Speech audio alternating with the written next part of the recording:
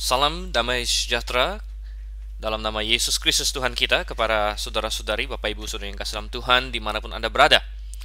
Pada saat ini, saya Dr. Siwan Sen Liao kembali bersama dengan Anda membahas Alkitab dalam acara Mutiara Kebenaran. Dalam acara ini, kita saat ini sudah sampai di Kitab Bilangan, dan kalau Anda mengikuti Mutiara Kebenaran, Anda tahu bahwa ini adalah kitab yang keempat karena kita bergerak dari Kejadian sampai Maleakhi. Kita sudah menyelesaikan Kejadian, Keluaran, Imamat, dan kita sudah sampai kepada kitab Bilangan. Pada hari ini kita akan membahas Bilangan pasalnya yang ketiga.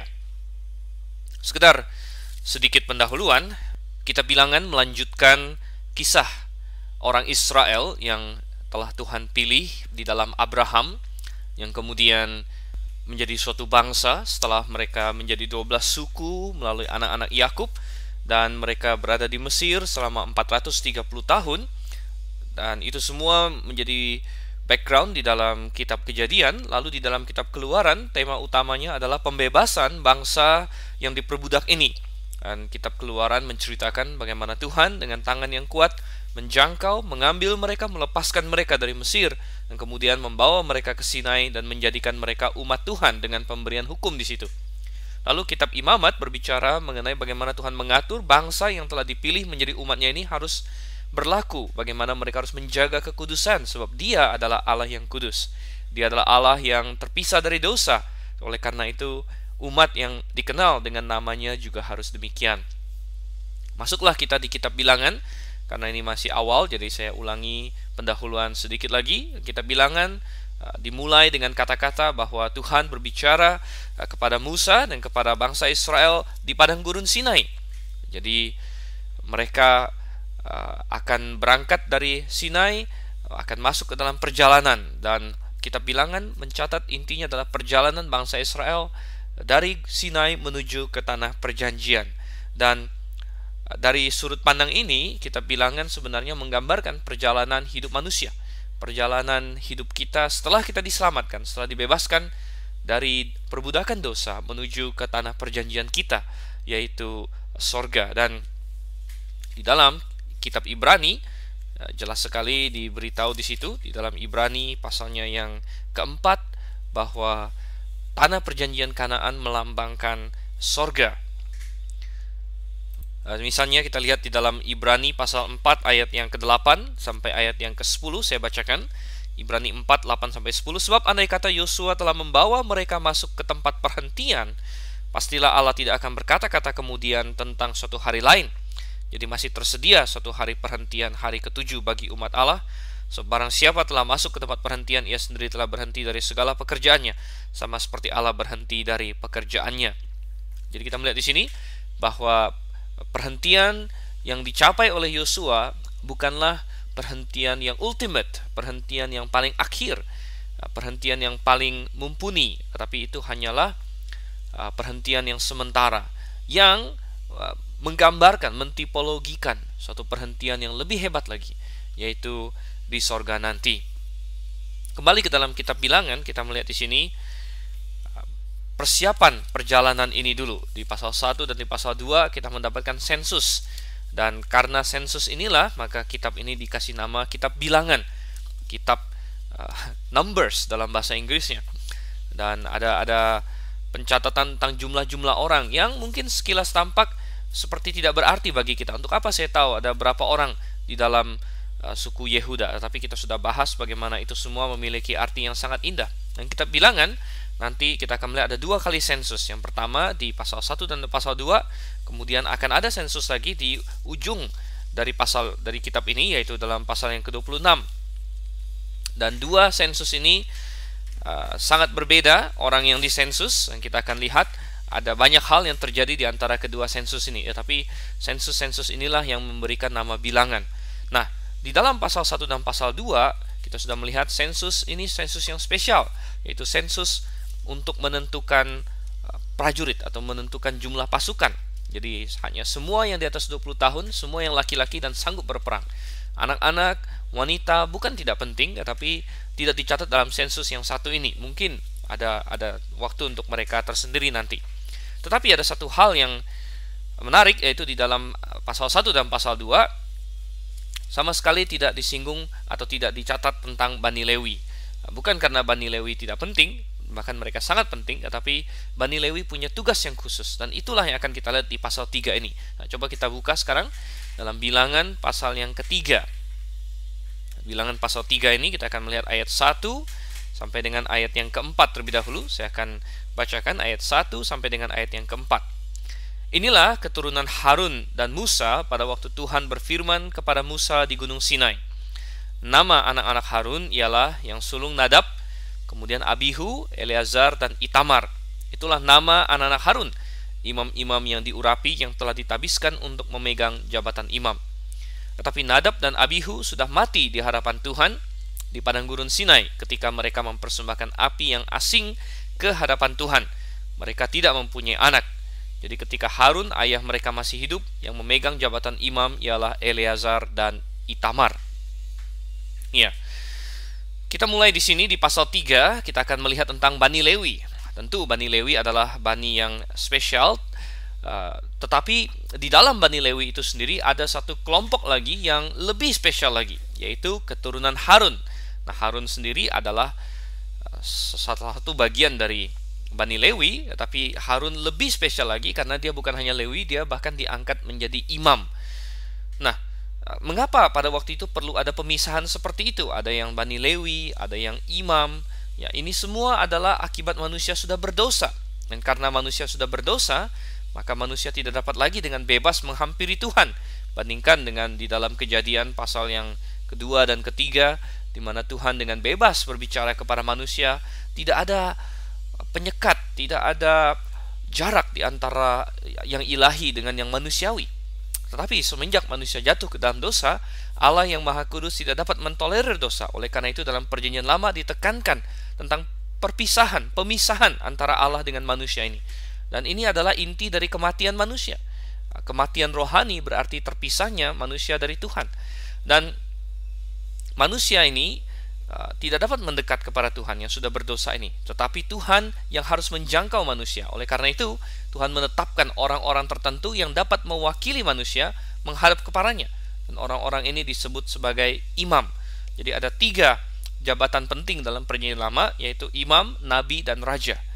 Imam bertugas mewakili umatnya, mewakili manusia kepada Allah.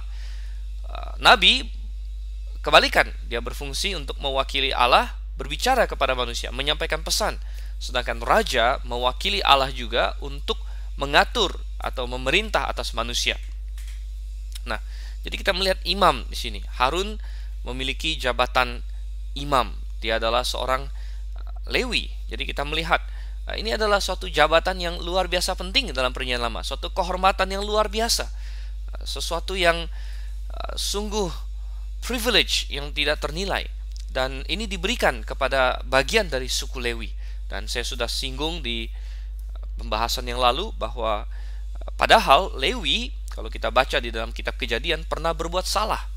Dia dengan Simeon kakaknya membantai seluruh kota Shikem, dan ini menimbulkan membuat Yakub begitu ketar-ketir waktu itu, karena begitu banyak bangsa bisa saja membasmi mereka, dan amarah mereka yang meletup-letup itu sangat-sangat tidak disukai oleh Yakub.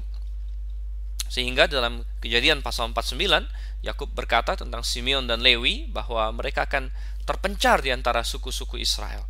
Jadi itu adalah nubuat dan boleh dikata kutuknya atau berkatnya kepada mereka, bahwa mereka akan tersebar di antara suku-suku Israel.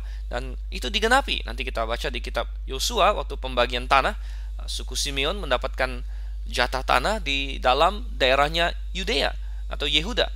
Dan karena Yehuda makin lama makin kuat, Simeon makin lama makin lemah, akhirnya Simeon bisa dikata terabsorpsi ke dalam suku Yehuda. Tetapi Lewi walaupun sudah dinubuatkan akan tersebar juga, tetapi ternyata keturunannya bisa kita katakan redeem themselves, atau menebus diri mereka sendiri, menebus kesalahan nenek moyang mereka dengan melakukan suatu aksi yang luar biasa, yaitu ketika bangsa Israel sesat dalam hal lembu emas yang dibuat oleh Harun pada waktu mereka di Sinai itu, ternyata Bani Lewi adalah yang pertama kembali kepada Tuhan dan berpihak kepada Tuhan dan Musa. Sehingga pada waktu itu Tuhan langsung mengangkat Bani Lewi untuk tugas yang sangat mulia, yaitu untuk melayani dia. Jadi nubuatnya Yakub tetap terpenuhi, tapi kini menjadi sesuatu yang positif. Lewi akan tersebar di antara suku-suku Israel dalam segi positif. Jadi kita melihat bahwa seseorang tidak ditakdirkan untuk kejelekan, tidak juga ditakdirkan untuk kebaikan. Hanya karena nenek moyang kita sudah berbuat salah, tidak berarti kita harus terpuruk, tetapi kita bisa berlaku yang benar. Intinya adalah setiap manusia bertanggung jawab untuk dirinya sendiri, dan Tuhan akan menghargai seseorang yang walaupun mungkin banyak sekali nenek moyangnya yang kacau balau, tetapi kalau dia mau dianya sendiri bertobat dan kembali dan berbuat yang benar di hadapan Tuhan, Tuhan akan hargai itu. Jadi kita melihat di sini Lewi akhirnya dipilih menjadi suku yang spesial, dan Harun yang merupakan bagian dari Lewi mendapat suatu porsi yang luar biasa juga, yaitu sebagai imam.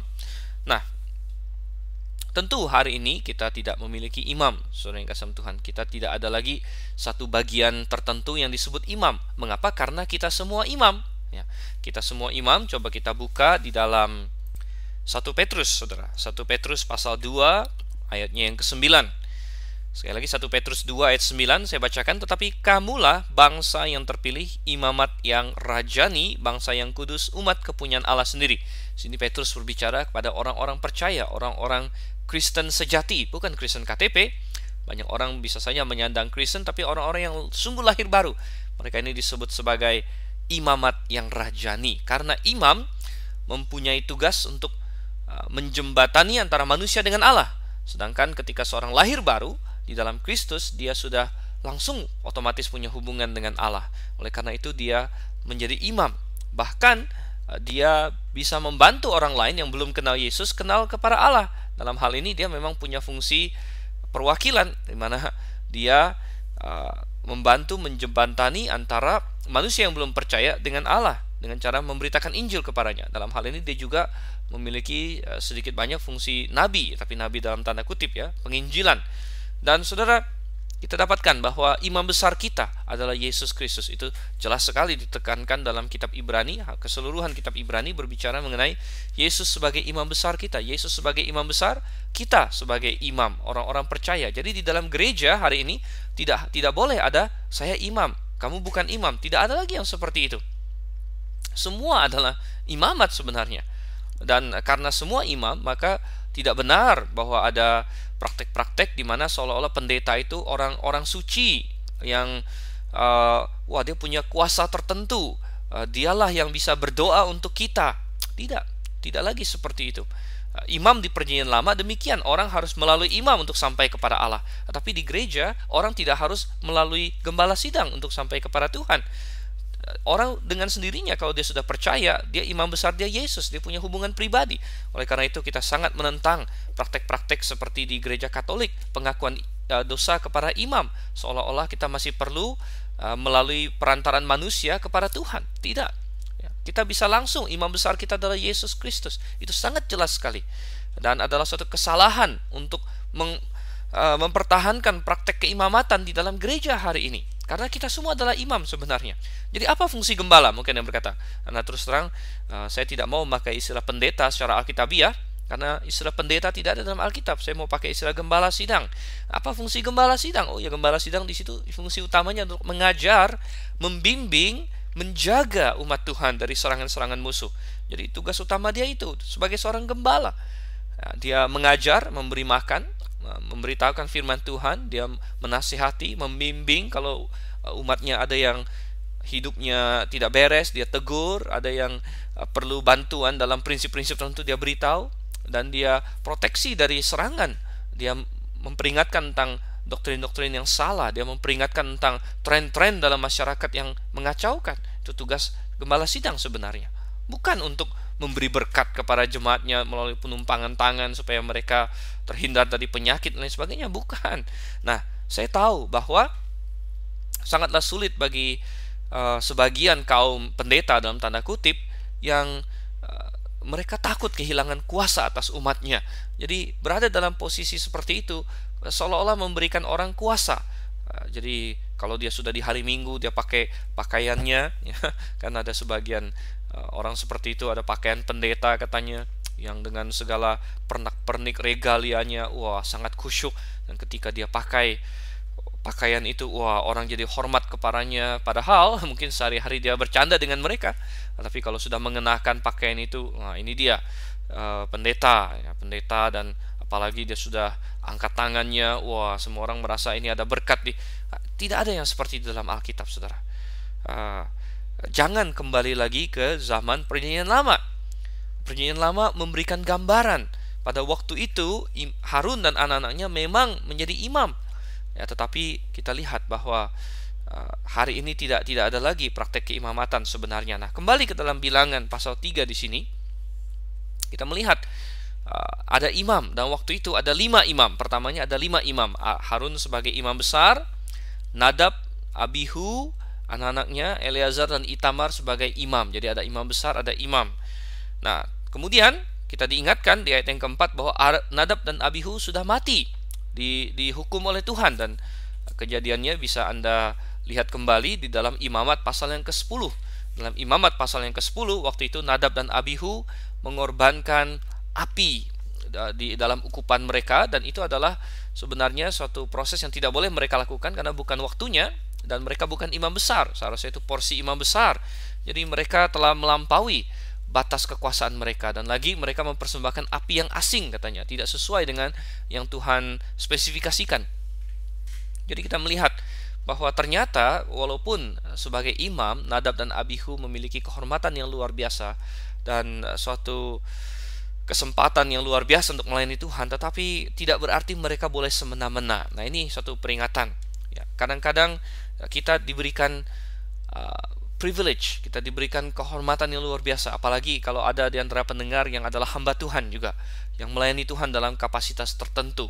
Nah, saya bukan ingin mengatakan Anda imam lalu jemaat bukan imam, bukan. Ingat, sekali lagi kita semua imam. Tapi memang ada orang yang diberi kasih karunia khusus untuk melakukan lebih bagi Tuhan, untuk melayani Dia, untuk belajar firman-Nya lebih dalam lagi, untuk menjadi gembala sidang atau menjadi pelayan Tuhan dalam kapasitas yang lain. Nah, kita harus hati-hati, jangan sampai kita terlalu take for granted, ya, menganggap ringan, menganggap sepele kepercayaan Tuhan berikan, sehingga kita sembrono dan bukan lagi mengikuti apa kata Tuhan, tapi kita malah melakukan sesuai dengan kehendak kita sendiri. Hati-hati akan hal ini.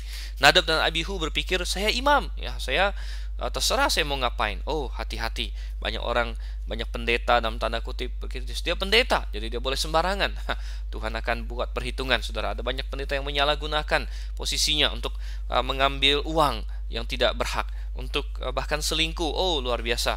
Jadi suatu celaan dan noda bagi nama Kristus sebenarnya, dan banyak lagi hal yang lain.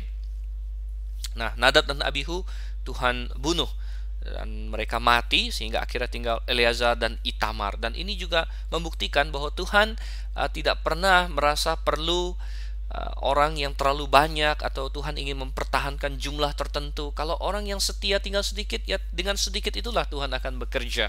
Mungkin kita berpikir bahwa menghadapi suatu bangsa yang kalau kita baca sensusnya, laki-laki dewasa saja 600-an ribu, jadi total sekitar 2-3 juta orang, menghadapi umat 2-3 juta orang.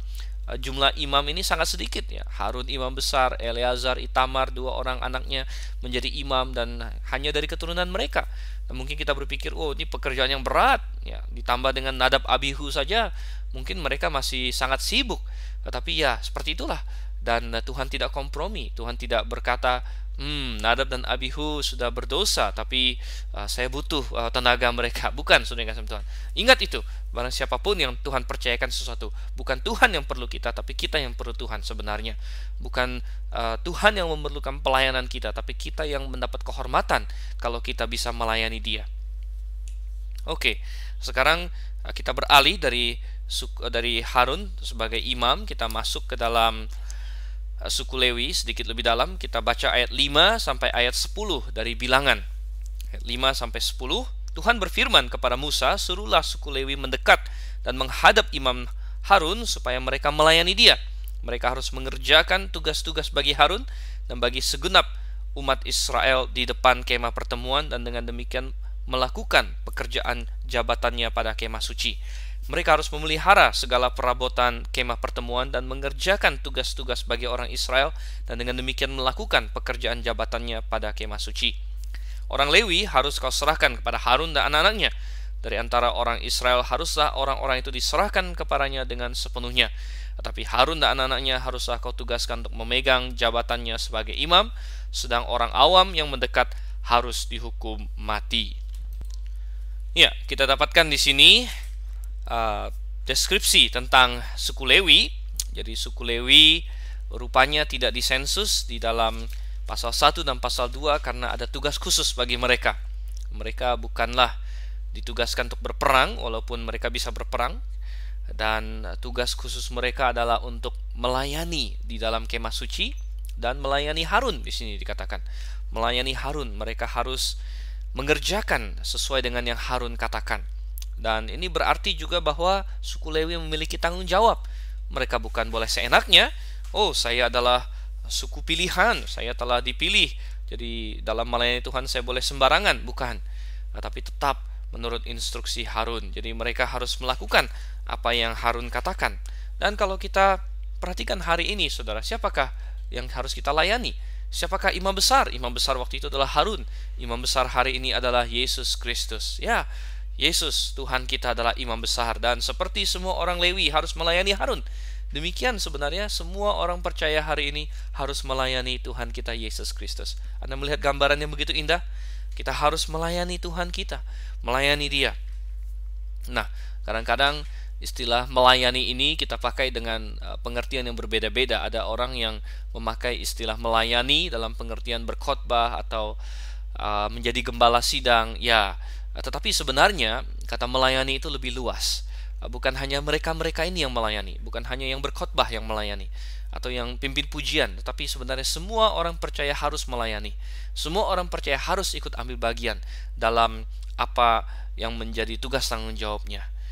Nah, orang Lewi harus melayani Harun di sini, terutama dalam memelihara segala perabotan kemah suci.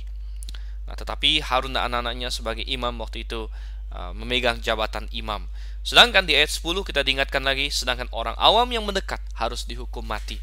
Orang awam dalam bahasa aslinya di sini dalam pengertian, kalau King James terjemahkan stranger, orang asing gitu.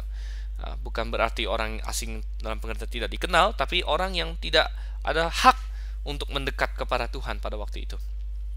Nah, oleh karena itu hari ini kita tidak ingin membedakan antara orang awam dengan pelayan Tuhan. Tidak ada bedanya sebenarnya.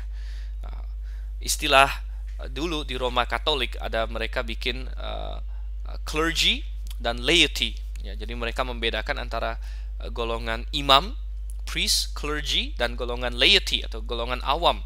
Ya, tetapi gereja yang Alkitabiah tidak mau membedakan ada clergy, ada laity, atau ada imam, ada awam. Tidak ada. Tetapi semua adalah imam-imam di dalam Yesus Kristus. Nah, ada orang yang lebih berpengertian, lebih dewasa dalam Tuhan, itu tidak disangkali dan tidak dipungkiri. Ada orang-orang yang sudah matang di dalam Tuhan. Ada yang baru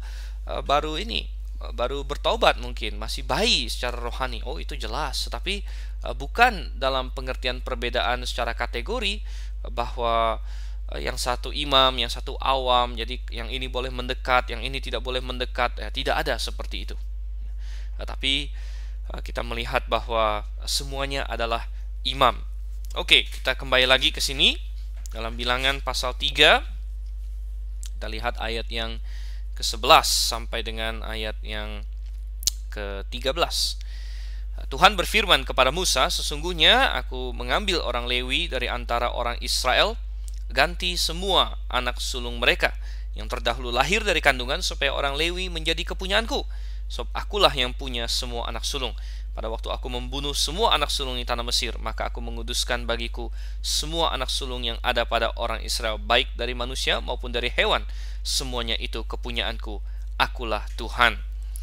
Ya, jadi di sini kita dijelaskan dan diingatkan lagi bahwa orang Lewi ini diambil oleh Tuhan untuk melayani Dia, menggantikan anak-anak sulung Israel. Jadi sebenarnya rencana atau setup pertama adalah supaya semua anak sulung melayani Tuhan.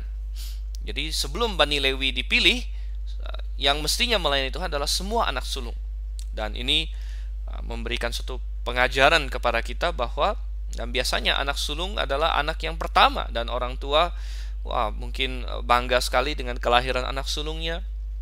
Suatu pengalaman yang baru. Saya bukan mengatakan bahwa anak yang berikutnya tidak dibanggakan. Tentu semua anak mestinya dibanggakan, tetapi anak sulung seringkali ya dalam budaya waktu itu, apalagi ya, budaya hari ini saja masih ada bahwa anak sulung ya dianggap, apalagi kalau laki-laki, ini membawa nama keluarga dan lain sebagainya.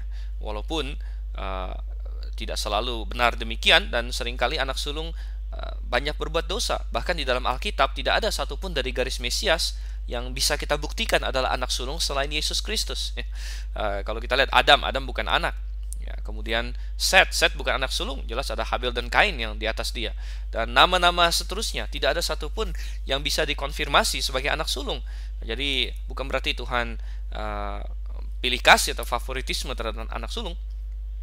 Tetapi memang secara manusiawi seringkali anak sulung dianggap sebagai kekuatan pertama, dan banyak di kalangan orang Kristen berpikir, wah, saya mau anak saya diberikan kepada Tuhan, tapi jangan yang sulung lah. Mungkin yang nomor sekian, mungkin yang paling pintar jadi dokter lah, yang kedua pintar jadi pengacara lah, yang kemudian berikutnya jadi IT lah. Nanti kalau yang SMA-nya hampir-hampir nggak lulus, nah inilah jadi hamba Tuhan. Nah, ini adalah suatu konsep yang sangat salah. Tuhan menuntut yang terbaik. Tuhan menuntut yang terbaik. Dan saudara yang kasih Tuhan, dalam hal ini Tuhan menuntut yang terbaik termasuk dalam keluarga kita, anak-anak kita. Seringkali kita sering berpikir mengenai memberi persembahan. Kita sering ditantang, maukah engkau memberikan kepada Tuhan? Tapi nomor satu, bukan hanya kita memberikan harta, tapi maukah kita memberikan keluarga kita bagi Tuhan? Dalam pengertian, adakah orang-orang Kristen hari ini berdoa supaya anaknya melayani Tuhan? Ataukah kebanyakan orang Kristen hari ini berdoa supaya anaknya jadi pengusaha terkenal, supaya anaknya punya banyak duit, supaya anaknya bisa kaya raya dan memakmurkan dia juga? Ataukah kita ada berdoa, Tuhan, anak saya mau untuk melayani Engkau? Nah, ini yang perlu lebih banyak didoakan lagi.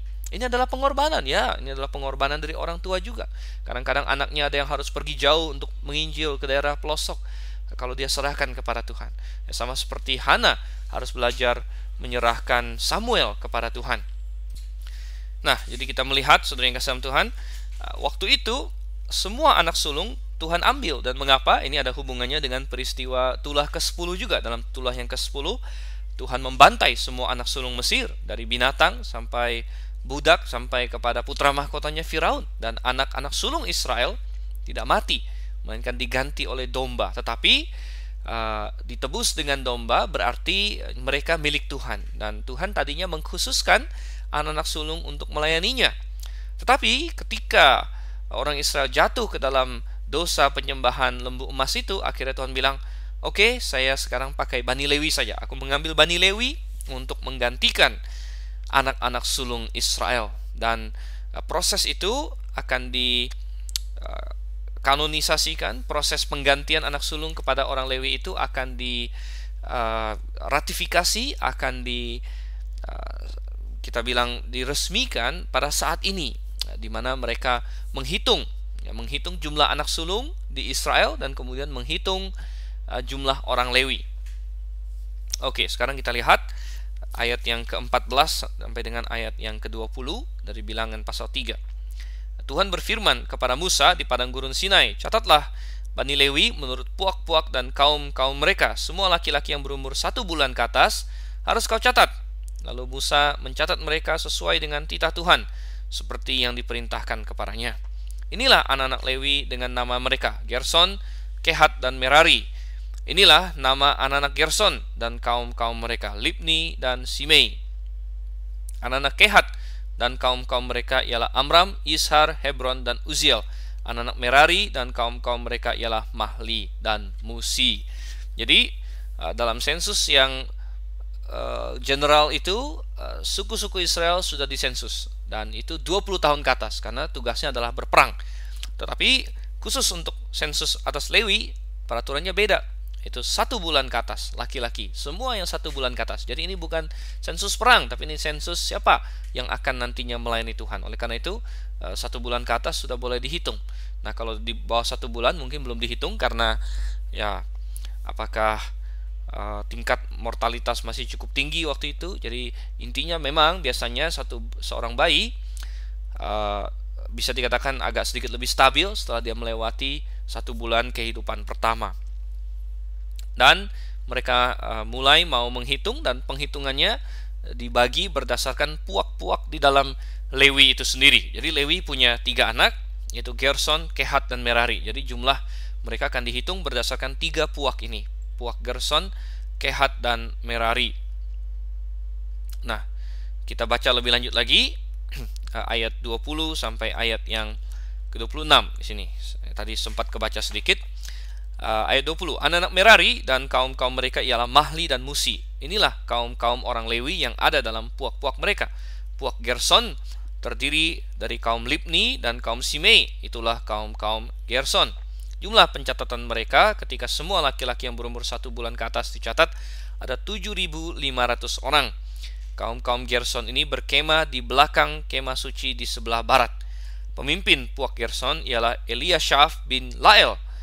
Yang harus dipelihara oleh Bani Gerson dalam kemah pertemuan ialah kemah suci dan kemah dengan tudungnya, tirai pintu kemah pertemuan, layar pelataran dan tirai pintu pelataran yang ada sekeliling kemah suci dan mesbah dan talinya, termasuk segala pekerjaan yang berhubungan dengan semuanya itu. Yang pertama dicatat adalah Bani Gerson. Gerson salah satu dari anak Lewi, dan Gerson sendiri punya 2 anak yang kita tahu, sehingga dibagi lagi menjadi kaum Libni dan Simei.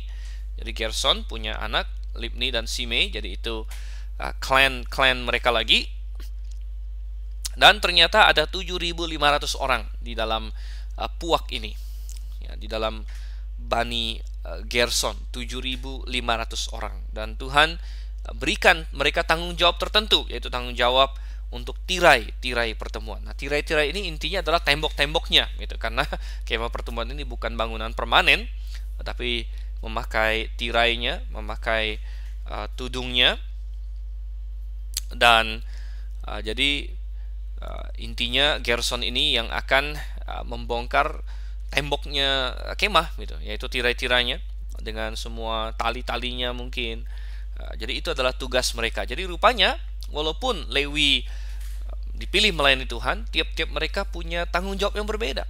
Jadi tidak sembarangan, saudara. Seperti yang kita katakan, Tuhan adalah Tuhan yang penuh dengan organisasi. Tuhan kita adalah Tuhan yang sangat mencintai keteraturan. Dia tidak sembarangan.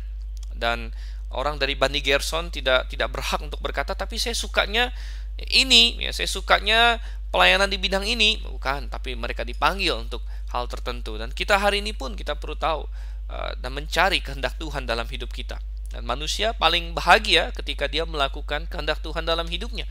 Bukan berarti tidak ada kebebasan, tentu ada kebebasan bagi manusia. Tetapi kalau dia mau mengikuti yang Tuhan desain, dia akan paling bahagia. Jadi sama seperti Adam dan Hawa, punya nggak dia kebebasan? Punya. Dia boleh makan buah itu, dia boleh tidak makan buah itu. Tapi seandainya dia mengikuti yang Tuhan anjurkan, dia akan jauh lebih bahagia daripada dia mengikuti dirinya sendiri. Jadi manusia diberikan kebebasan oleh Tuhan. Kita bisa menolak rencana Tuhan atas hidup kita. Kita boleh menolak apa yang Tuhan inginkan, yang terbaik bagi kita. Boleh, Tuhan berikan kebebasan. Tetapi sekali lagi, kalau kita ingin bahagia, kita akan mengikuti apa yang telah Tuhan tetapkan itu. Oke, berikutnya kita melihat adalah puak Kehat. Nah, Kehat ini agak spesial juga karena Kehat inilah asalnya atau puaknya Musa dan Harun. Jadi Musa dan Harun dari jalurnya Kehat. Nah, kita lihat apa yang Tuhan percayakan kepada Kehat di sini. Ayat yang ke-27 sampai ayat yang ke-32. Puak Kehat terdiri dari kaum Amram, kaum Yishar, kaum Hebron, dan kaum Uziel. Itulah kaum-kaum Kehat. Jumlah pencatatan mereka ketika semua laki-laki yang berumur 1 bulan ke atas dicatat ada 8.600 orang, yakni mereka yang memelihara barang-barang kudus. Kaum-kaum Bani Kehat ini berkemah pada sisi kemah suci sebelah selatan. Pemimpin puak Kehat dan kaum-kaumnya ialah Elisafan bin Uziel.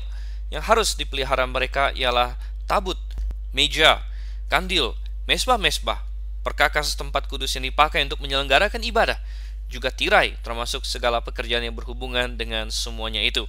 Adapun pemimpin tertinggi orang Lewi ialah Eleazar, anak Imam Harun, yang mengawasi mereka yang memelihara barang-barang kudus. Ya, kita dapatkan puak Kehat di sini ada 8.600 orang, sedikit lebih banyak dari Gerson punya, dan tugas mereka berbeda. Tugas mereka adalah segala perkakas di dalam kemah suci, dan ini berarti seperti tabut perjanjian, mesbah-mesbah, kalau mereka harus jalan itu harus dibongkar ya. Dan kalau Anda ingat deskripsi petabut maupun mesbah-mesbah, biasa ada gelang di samping tabut itu dan di samping mesbah, di mana bisa dimasukkan kayu penaga, dan mesbah maupun tabut akan diangkut, dan itu harus diangkut oleh orang Lewi dari Bani Kehat. Dan Daud pernah berbuat kesalahan besar kalau kita melihat ke depan sedikit di dalam kisah 1 Samuel atau 2 Samuel. Dan Daud pernah ingin memindahkan tabut ya dari tempatnya ke tempat dia di Yerusalem, dan dia pernah memakai lembu, dan Tuhan marah karena sebenarnya Bani Kehat lah yang telah Tuhan perintahkan untuk melayani masalah tabut, masalah perkakas-perkakas dalam bait suci. Dan ini adalah sesuatu yang terhormat. Bahkan di antara 3 puak ini, Bani Kehat lah yang bisa dikatakan pekerjaannya paling wah lah begitu kalau dilihat dari segi manusia, karena mereka lah yang berkaitan dengan barang-barang suci itu sendiri. Kalau si Gerson berkaitan dengan tirai-tirainya, tembok-temboknya. Kalau nanti Merari kita akan melihat dengan kayu-kayunya. Tetapi Bani Kehat berhubungan dengan benda-benda suci di dalam kemah pertemuan itu sendiri.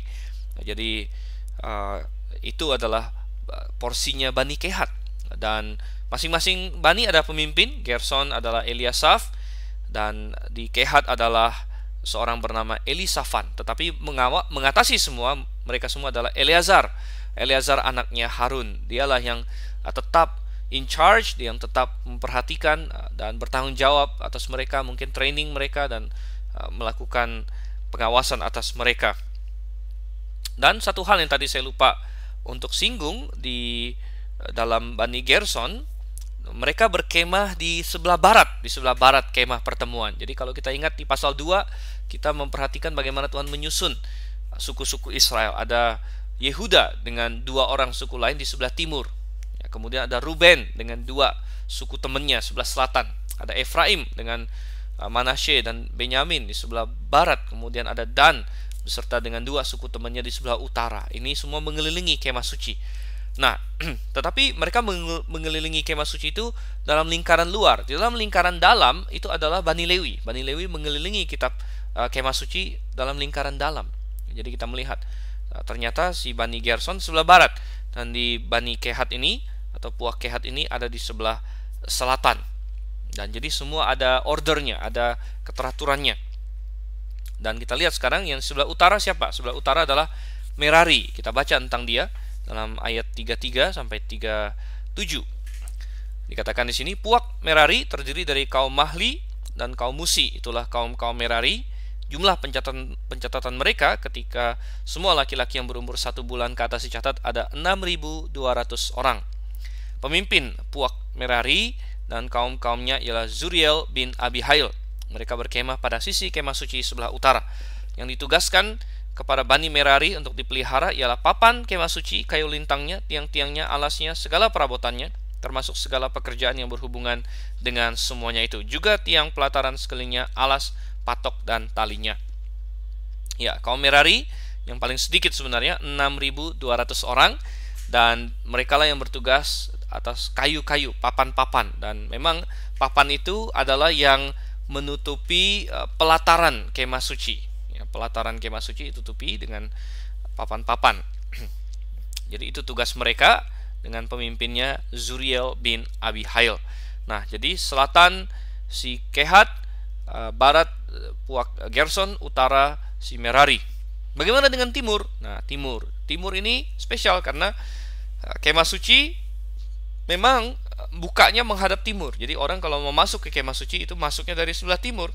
Dan ternyata di timur, coba kita baca ayat 38, dari Bilangan pasal 3, yang berkemah di depan kemah suci di sebelah timur, di depan kemah pertemuan ialah Musa dan Harun serta anak-anaknya yang mengerjakan tugas pemeliharaan tempat kudus bagi orang Israel. Tetapi orang awam yang mendekat haruslah dihukum mati. Jadi Musa dan Harun di situ yang paling depan, yang paling dekat dengan kemah suci, dia yang bisa di sebelah timurnya. Dan ini mengingatkan bahwa pemimpin haruslah yang paling dekat dengan Tuhan. Pemimpin seharusnya yang paling siap untuk datang kepada Tuhan. Dan ini menjadi peringatan bagi siapapun yang memimpin. Oke, kita lihat sekarang ayat 39.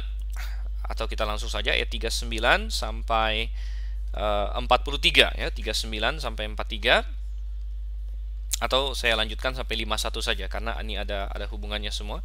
Ayat 39 sampai 51 kita selesaikan pasal ini. Jumlah orang Lewi yang sesuai dengan titah Tuhan dicatat oleh Musa dan Harun menurut kaum-kaum mereka, yakni semua laki-laki yang berumur 1 bulan ke atas, ada 22.000 orang. Lalu berfirmanlah Tuhan kepada Musa, catatlah semua anak sulung laki-laki Israel yang berumur 1 bulan ke atas, lalu hitunglah jumlah mereka. Dan ambillah orang-orang Lewi bagiku, akulah Tuhan, sebagai ganti semua anak sulung yang ada pada orang Israel. Juga hewan orang Lewi, ganti semua anak sulung di antara hewan orang Israel. Maka Musa mencatat semua anak sulung yang ada pada orang Israel seperti yang diperintahkan Tuhan kepadanya. Semua anak sulung laki-laki yang dicatat namanya dalam pencatatan itu, yakni yang berumur 1 bulan ke atas, ada 22.273 orang. Lalu berfirmanlah Tuhan kepada Musa, ambillah orang Lewi, ganti semua anak sulung yang ada pada orang Israel. Juga hewan orang Lewi, ganti hewan mereka, supaya orang Lewi itu menjadi kepunyaanku, akulah Tuhan. Sebagai uang tebusan untuk ke-273 anak sulung Israel yang melebihi jumlah orang Lewi itu, haruslah engkau mengambil 5 shikal seorang. Engkau harus mengambilnya menurut shikal kudus. Shikal ini 20 gera beratnya. Berikanlah perak itu kepada Harun dan anak-anaknya sebagai uang tebusan untuk orang-orang yang kelebihan itu. Lalu Musa mengambil uang tebusan untuk orang-orang yang melebihi jumlah mereka yang telah ditebus oleh orang Lewi itu. Daripada anak-anak sulung Israel diambilnya perak itu 1.365 shikal ditimbang menurut shikal kudus. Maka Musa memberikan uang tebusan itu kepada Harun dan anak-anaknya sesuai dengan titah Tuhan seperti yang diperintahkan Tuhan kepada Musa. Ya, jadi kita melihat di sini jumlah yang dicatat ada 22.000 katanya orang Lewi yang 1 bulan ke atas. Dan tujuan pencatatan ini pada saat ini selain untuk mengetahui berapa banyak orang yang bisa melayani Tuhan, juga adalah untuk membandingkan dengan jumlah anak sulung. Jadi jumlah anak sulung adalah 22.273 ternyata anak sulung Israel. Anak sulung Israel yang 1 bulan ke atas ada 22.273. Jadi rupanya lebih banyak 273 daripada orang Lewi. Dan Tuhan berkata, kalau begitu kamu harus tebus yang sisanya itu dengan uang, karena mestinya semua anak sulung itu menjadi milik Tuhan. Tapi sekarang Tuhan ganti dengan orang Lewi, tapi jumlah orang Lewi nggak cukup, gitu, kurang 273. Jadi yang 273 itu harus menebus diri mereka dengan membayar 5 shikal, sehingga semuanya total 1.365 shikal pada waktu itu. Jadi Tuhan benar-benar ingin memastikan ini terjadi secara resmi. Sejumlah anak sulung digantikan dengan orang Lewi, yang kelebihan dibayar dengan uang. Jadi ini menandakan bahwa tidak ada yang tidak berharga. Setiap jiwa itu berharga di mata Tuhan, walaupun secara simbolis dikasih nilai 5 shikal, itu secara simbolis, tapi setiap jiwa berharga bagi Tuhan.